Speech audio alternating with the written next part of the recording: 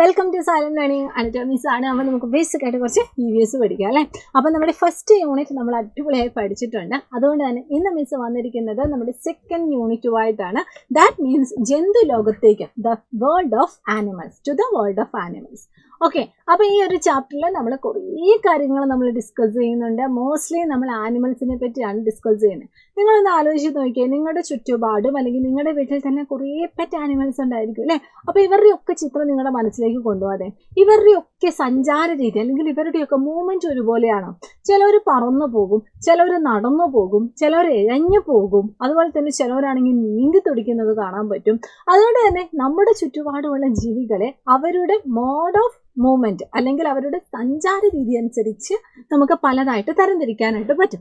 അപ്പൊ എത്ര വിധത്തിൽ നമുക്ക് തരംതിരിക്കാനായിട്ട് പറ്റും? നമുക്കൊന്ന് നോക്കിയാലോ. ഇവിടെ നടക്കുന്നവർക്ക് കുറച്ച് ഉദാഹരണങ്ങൾ കാണാനായിട്ട് പറ്റുന്നുണ്ട്, ഇഴയുന്നവർക്ക് കുറച്ച് ഉദാഹരണങ്ങൾ കാണാൻ പറ്റുന്നുണ്ട്. അതുകൂടാതെ ഫ്ലൈയിങ് ക്രിയേച്ചേഴ്സ്, അതായത് പറക്കുന്ന ജീവികളുടെ കുറച്ച് ഉദാഹരണങ്ങളുണ്ട്. അതുപോലെ സ്വിമ്മിങ് ക്രിയേച്ചേഴ്സ്, നീന്തുന്നവർക്ക് ഉദാഹരണമുണ്ട്. ഇത് നാലും കൂടാതെ നമ്മളിവിടെ ജമ്പിങ് ക്രിയേച്ചേഴ്സ്, ചാടി പോകുന്നവർക്കും ഉദാഹരണം തന്നിട്ടുണ്ട്. നമ്മൾ യൂഷ്വലി നമ്മളോട് ചോദിച്ചാൽ നമ്മൾ പറയും നടക്കുന്നവരുണ്ട്, നീന്തുന്നവരുണ്ട്, പറക്കുന്നവരുണ്ട്. പക്ഷെ അതേസമയം നമ്മുടെ തവള അല്ലെങ്കിൽ നമ്മുടെ കങ്കാരു അവരൊക്കെ എങ്ങനെയാണ്? ചാടിയാണ് പോകുന്നത്. അപ്പം നിങ്ങൾ എന്ത് ചെയ്യുക, നിങ്ങൾ ഈ കൊടുത്തിരിക്കുന്ന ഓരോ സഞ്ചാര രീതിയും അതിന് കുറച്ച് ഉദാഹരണങ്ങൾ നിങ്ങൾ സ്വന്തമായിട്ടൊന്ന് കണ്ടുപിടിക്കുക. എന്നിട്ട് ഈ കോളത്തിൽ അല്ലെങ്കിൽ ഈ ബോക്സിൽ തന്നതൊക്കെ ഉണ്ടോ എന്നൊന്ന് ജസ്റ്റ് ഒന്ന് ക്രോസ് ചെക്ക് ചെയ്യാം. ഇനി നമ്മൾ നോക്കാൻ പോകുന്നത് ഈ സഞ്ചാര രീതി അവരുടെ ശരീരത്തിന്റെ പ്രത്യേകതയുമായി എങ്ങനെ ബന്ധപ്പെട്ടിരിക്കുന്നു. ഒരു ഉദാഹരണം എടുക്കുവാണെങ്കിൽ നമുക്ക് നമ്മുടെ കുതിര എടുക്കാം, ഹോഴ്സ്. കുതിര എന്താ ചെയ്യുന്നത്? കുതിരയ്ക്ക് നടക്കാനും പറ്റുന്നുണ്ട്, ഓടാനും പറ്റുന്നുണ്ട് അല്ലെ. കുതിരേന്റെ മൂവ്മെന്റ് എന്ന് പറയുന്നത് ഒന്നെങ്കിൽ നടക്കുവാണ് അല്ലെങ്കിൽ ഓടുവാണ്. അതിന് സഹായിക്കുന്ന അവയുടെ ശരീരത്തിന്റെ പ്രത്യേകതകളാണ്. അപ്പൊ എന്തെല്ലാം പ്രത്യേകതകളാണ്? അവയ്ക്ക് 4 കാലുണ്ട്, അത് നമുക്കറിയാം. കാലിന്റെ പ്രത്യേകത എന്താണ്? പിന്നിലേക്ക് മടക്കാവുന്ന 4 കാലുകളാണുള്ളത് കേട്ടോ. 4 legs that bend backward.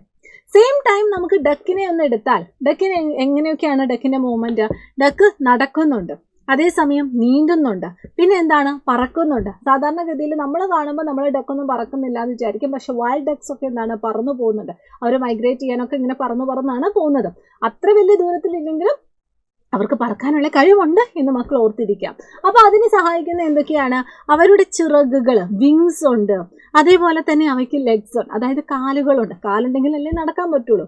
അപ്പോൾ ഇങ്ങനെ ഓരോ ജീവികളും അവർക്ക് അവരുടേതായ ശാരീരിക പ്രത്യേകതകളുണ്ട്, അല്ലെങ്കിൽ അവരുടെ ചുറ്റുപാടിൽ ജീവിക്കാൻ പറ്റുന്ന കുറച്ച് ശാരീരിക പ്രത്യേകതകളുണ്ട്, അല്ലെങ്കിൽ കുറച്ച് ഫിസിക്കൽ ഫീച്ചേഴ്സ് ഉണ്ട്. അതാണ് നമ്മൾ നേരത്തെ ഡിസ്കസ് ചെയ്തത്. ഓരോ ജീവിക്കും അതിൻ്റെ ശരീരത്തിൻ്റെയും അത് വസിക്കുന്ന ചുറ്റുപാടിനെയും പ്രത്യേകതയ്ക്കനുസരിച്ചുള്ള സഞ്ചാര രീതി കൂടിയാണ് എന്ന് മക്കൾ ഓർത്തിരിക്കുക കേട്ടോ.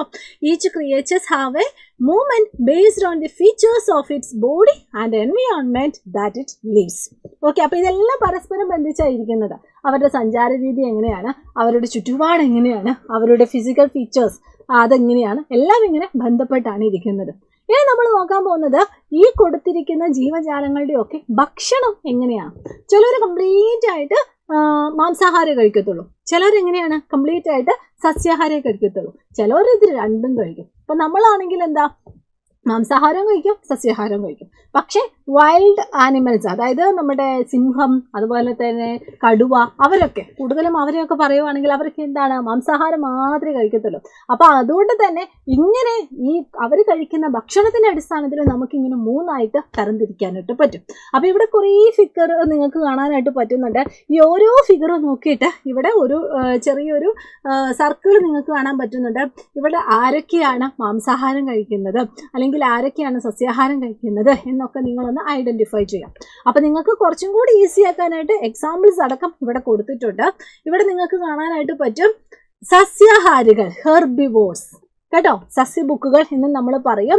ഹെർബിവോർസ് എന്ന് പറഞ്ഞാൽ സസ്യാഹാരികളാണ്, സസ്യാഹാരം കഴിക്കുന്നവരാണ്. അപ്പോൾ അവരുടെ എക്സാമ്പിൾസ് മക്കൾ ഇവിടെ ഓർക്കുക. അതുപോലെ തന്നെ കാർണിവോർസ്, മാംസാഹാരികൾ, മാംസബുക്ക് എന്നും പറയും, അതായത് മാംസം മാത്രം കഴിക്കുന്നവരാണ്. അപ്പോൾ ഈ കാർണിവോർസിനും എക്സാമ്പിൾസ് ഇവിടെ കൊടുത്തിട്ടുണ്ട്. ഇനിയുള്ളതാണ് ഓംനിവോർസ്, മിശ്രാഹാരികൾ.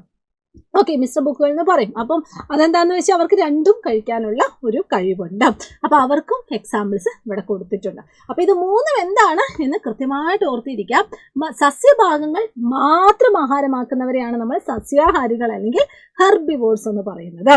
മാംസം മാത്രം കഴിക്കുന്നവരെയാണ് നമ്മൾ മാംസാഹാരികൾ അല്ലെങ്കിൽ നമ്മുടെ കാർണിവോർസ് എന്ന് പറയുന്നത്. ഇനി ഇത് രണ്ടും കഴിക്കുന്നവരെയാണ് നമ്മൾ മിശ്രാഹാരികൾ അല്ലെങ്കിൽ ഓംനിവോർസ് എന്ന് പറയുന്നത്.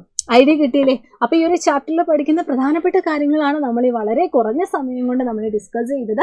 അതുകൊണ്ട് തന്നെ നിങ്ങൾ എല്ലാവരും എന്ത് ചെയ്യുക, ഇത് മാക്സിമം നിങ്ങളുടെ ഫ്രണ്ട്സിലേക്ക് ഷെയർ ചെയ്യാനും കൂടെ നോക്കുക കേട്ടോ. അപ്പോൾ ഈ ഒരു ചാപ്റ്ററിൻ്റെ ലൈവ് ഒക്കെ ആയിട്ട് നമ്മുടെ ക്ലാസ് 3 യൂട്യൂബ് ചാനൽ ഫുൾ സജീവമായിട്ടുണ്ടാകും. നിങ്ങൾ എത്രയും പെട്ടെന്ന് സബ്സ്ക്രൈബ് ചെയ്യുക, അതുപോലെ തന്നെ നല്ല രീതിയിൽ പഠിക്കുക. അപ്പോൾ എല്ലാവർക്കും all the very best and thank you so much. Bye bye.